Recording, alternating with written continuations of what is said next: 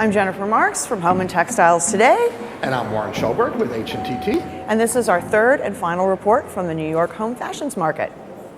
And we've been making the rounds as usual. And one of the things I've seen is a lot of companies doing certification programs on supply chain management and on sourcing. Have you seen those guys too? Indeed I have. In fact, I spoke to a couple today. You should go tell us about them. I will. I'm with Chad Altbaier, VP of Sales and Business Development at Downlight. Where is responsibly sourced down and other certifications in the cycle for home right now? So it started off in the apparel outerwear industry, as most of us are aware. A lot of the animal welfare NGOs started to go after those brands first, and we're now starting to see it trickle into the home furnishings industry. Okay, so apparel companies and those that sell them were the first to embrace, and I assume they're more enlightened on the home side of things as well. Absolutely. So yes, any retailer that has exposure to the apparel or outerwear industry seems to be more intrigued with adopting the standards and are quicker to embrace those standards now. And where do you see it going in home? The home furnishings retailers have been slightly more challenging because managing the various brands that the retailers have within their assortments, it's difficult to tell a story of certification in perhaps one brand and not the other. We do see certified down becoming a bigger part in the home furnishings market in the coming years.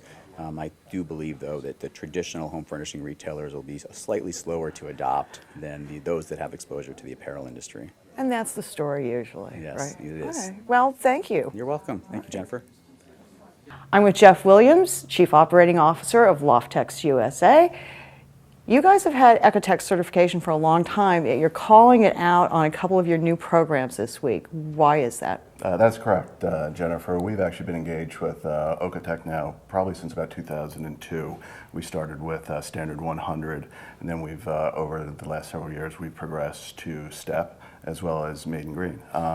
What it's doing for us is that obviously it's a very important part of the sustainable initiative that we've taken place in over the last number of years. And I think it's something that's very important to inform the consumers of some of the sustainability initiatives that we take that they may not see in the background. So we're calling it out. It's something that's been very prevalent in our other markets, primarily being Australia and the European market. So we really start to see it resonate here.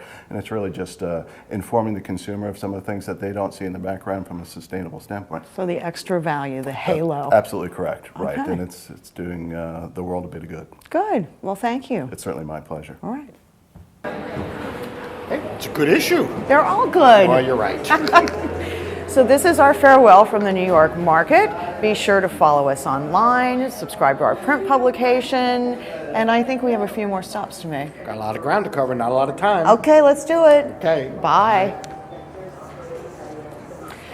So where to first? I think that's Okay.